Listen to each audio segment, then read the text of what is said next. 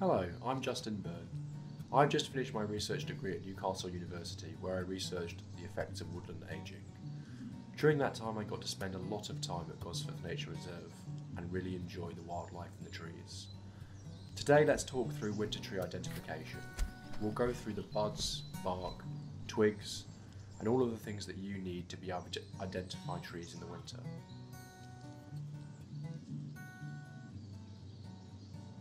Let's get started.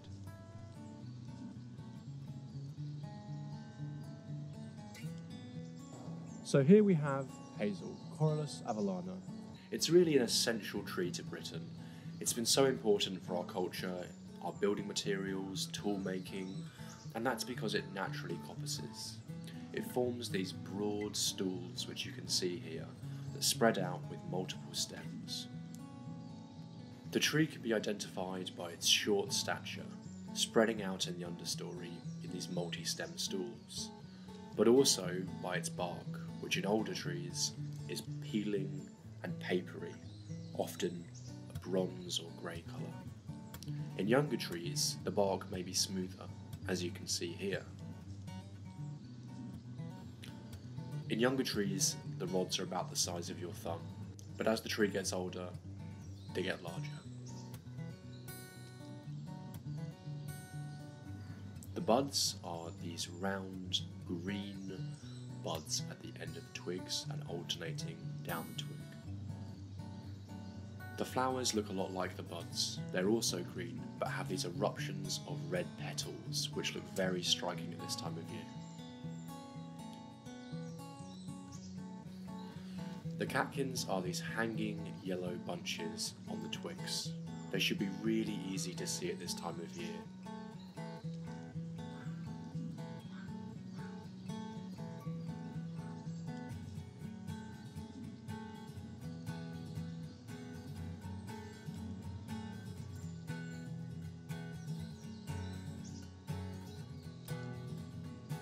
This is Downy Birch, Betula pubescens. The birches are one of the earliest trees to arrive on the British Isles after the glacial period. It's a tall tree standing out in the forest, characterised by this brown, reddish bark that peels and less deeply fissured.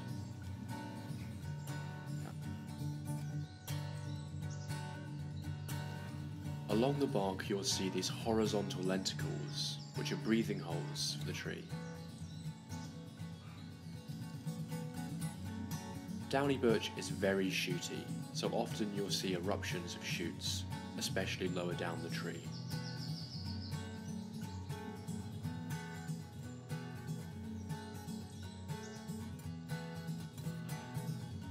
A really great feature to look for are these downy twigs and shoots that you'll see along the tree, accompanied by these small green buds.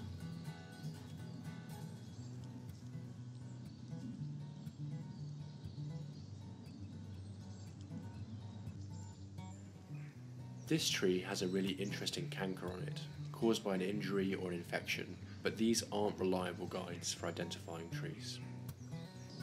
Some of these features can be quite hard to distinguish from its cousin the silver birch, even when you're standing next to a silver birch. Betula pendula, another tall tree in the wood. Silver birch is characterised by these triangular or diamond-shaped black fissures that lessen as you move up the tree. The base of the tree can be almost entirely covered by them, and only peeking through is the white or silver peeling bark and the horizontal lenticles that cover it.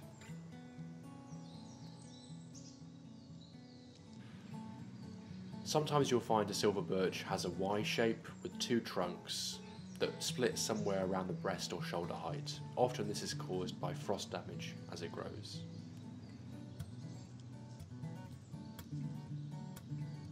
So if you're having any difficulty with your downy and silver birches, just inside Gosforth Nature Reserve, past the bridge, there are two great examples.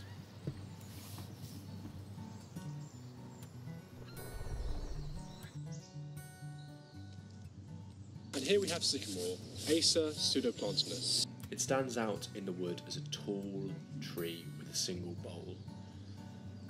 The bark of sycamore is often this grey-brown, but can even be pink or purple in some individuals. Mostly the bark is smooth, but as it gets older it develops these plates. Plates are square or round flaking structures that we see on the bark of trees. Underneath these plates we found some spider eggs.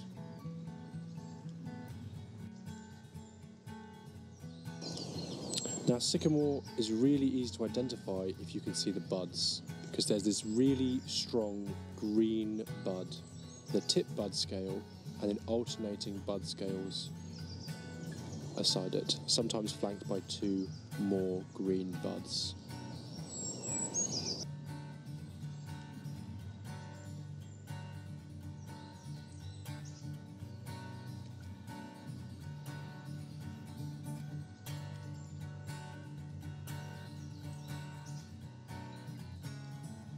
Often it's easy to identify sycamore just by looking at the leaves left over from last year. In the summer you will have seen these dark black spotted leaves, and they remain on the leaf litter.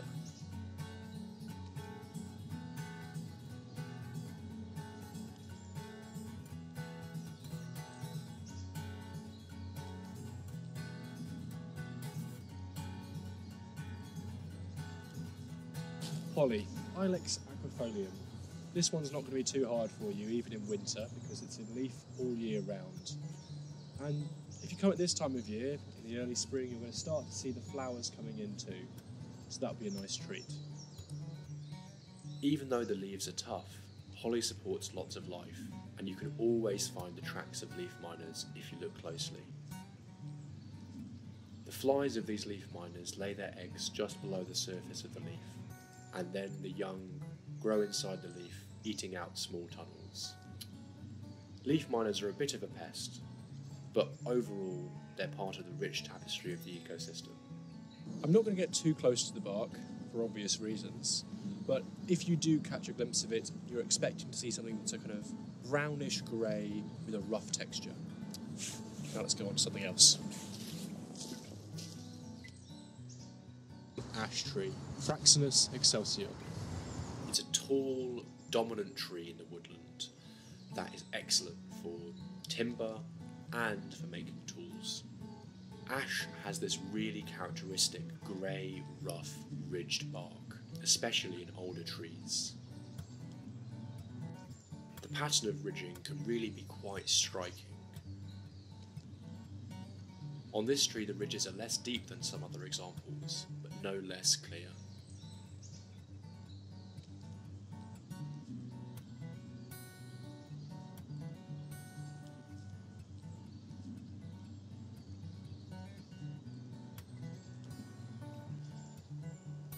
Sometimes the branches of the ash tree droop and swoop like a chandelier, making it very easy to tell it apart.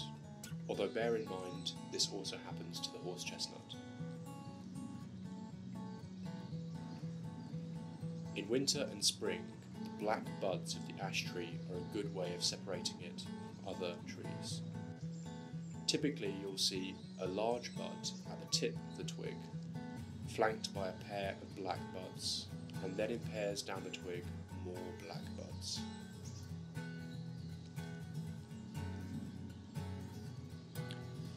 In younger trees, the bark isn't so rough, so keep an eye out for that.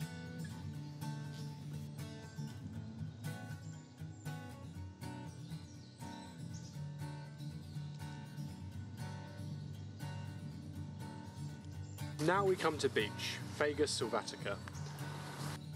These two trees are very old, mature specimens. They've got this light grey-brown texture, and often they're very smooth. This one started to develop a rugged texture, and in younger trees they can be very, very smooth.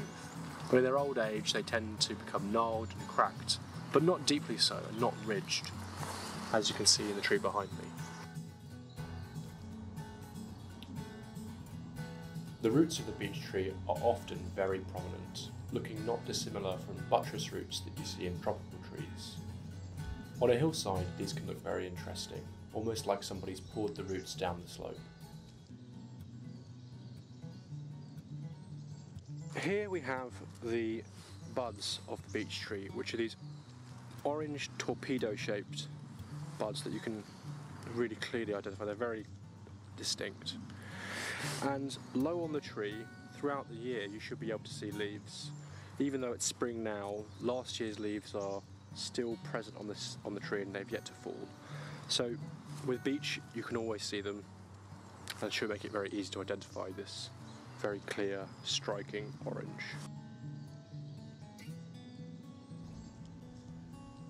Ultimately, beech trees can always be spotted for the dense orange leaf litter layer that they leave behind. These leaves decompose incredibly slowly, and the litter that you walk through may be a few years old. The litter will consist of orange, boat or oval shaped leaves.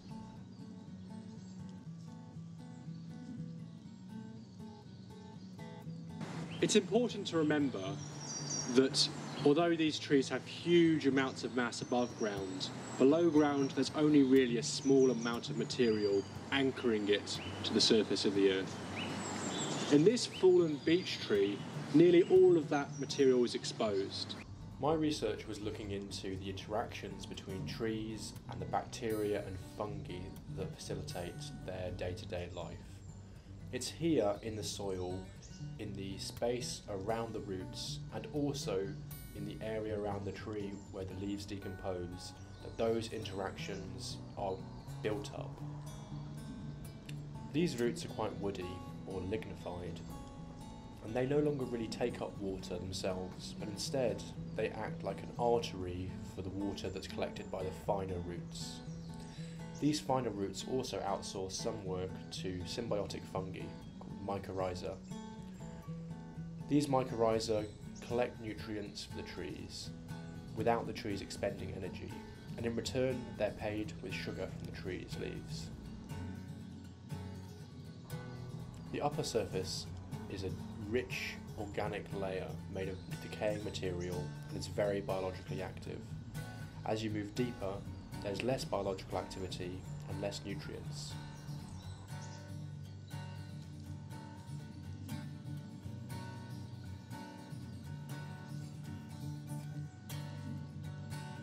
Alder, Oldness glutinosa. It's a really good example, although it is quite young. They do get much bigger than this, because you can see the wonderful catkins that stay this colour all the way through the winter, and the seed cones all over the tree. Another thing to pay attention to are these horizontal lenticles that work their way down the tree's bark. You can see them maybe better here on this tree. Later on, when it gets older, it might start to form some plates, cracking, but for now, you've just got this really lovely bouquet. Older buds stick out on these prominent stalks, alternating down the twig. The colour is normally this mauve purple, but can be greyer or duller. The seed cones almost resemble small pine cones, about the size of the tip of your thumb. Alder is such a useful tree. Its charcoal was essential to the gunpowder industry of Britain, and it was often planted in the wet areas that couldn't be used for other trees.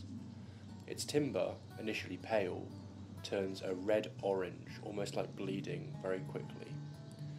And its natural resistance to rotting in water has made it absolutely essential to the construction of boats and sluices, oars, and other water-related timber structures.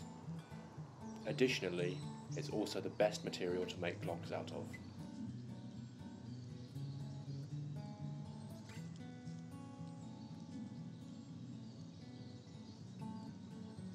Here we have common lime. Tilia europaea is a hybrid between broad and small-leaved lime that's often planted. Typically, lime trees are planted in long rows down avenues, and we often see them in gardens or on driveways, especially in old estates.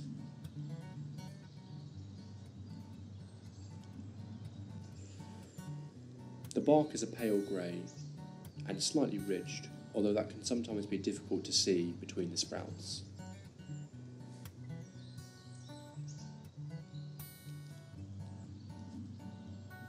Lime has these deep red or wine coloured boxing glove shaped buds that alternate down the twig.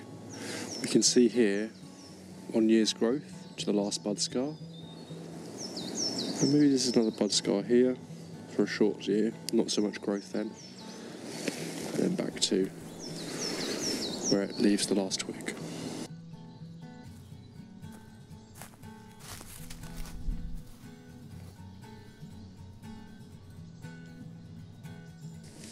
And here we have Goat Willow, Salix caprea. This took me so long to crack, because you always find it out on your walks by rivers, streams, or the banks of a small pond. Much like other willows, it likes water. What I eventually cracked it with was these diamond-shaped pits that you get on the bark in slightly older trees. They take a while to emerge.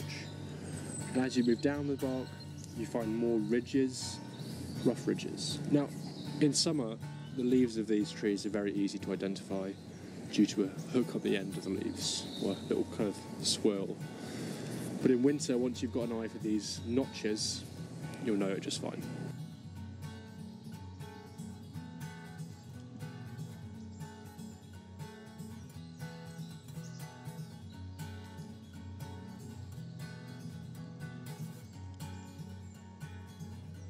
So here we have the goat willow twig.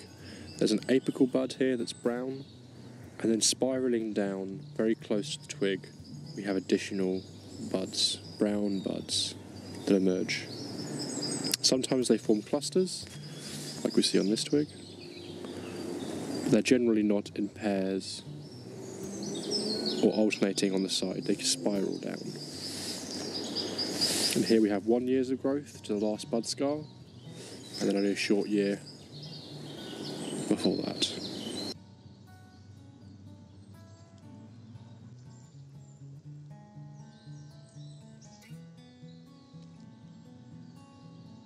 Horse-Chestnut, Asculus hippocastanum.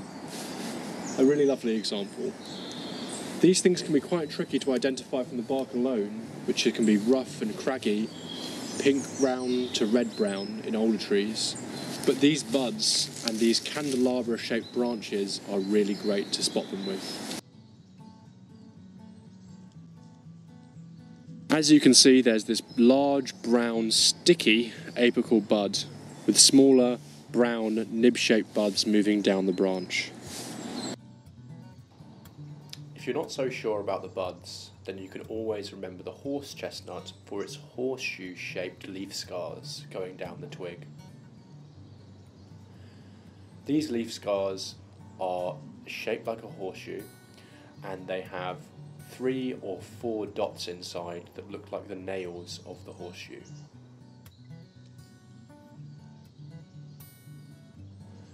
Trees in the first few decades of their life are more likely to be smooth than this scaly texture.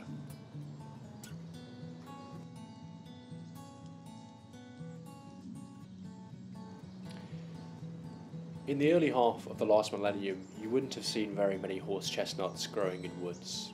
They've been introduced from northern Greece around Albania. But still, people are very fond of them, and I can see why, especially when you look back at memories of trying to play conkers.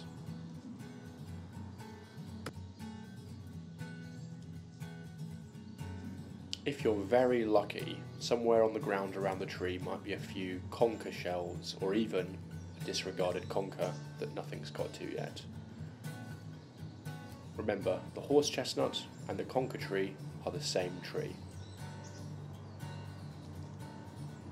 Well, the trees are coming into leaf, like something almost being said, and I've really enjoyed my time today at Gosforth Nature Reserve. I hope you come out and do the same. Try to spot some of the trees we've talked about today. It's not just summer that trees have something to say about their character or their history.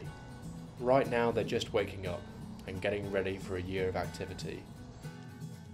It can be quite intimidating to go down to the woods and try and identify trees when you don't know very much about them and they're not in leaf.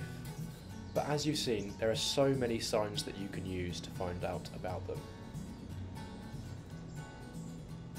So I suggest grab a good book and a good few friends and go down to Gosforth Nature Reserve.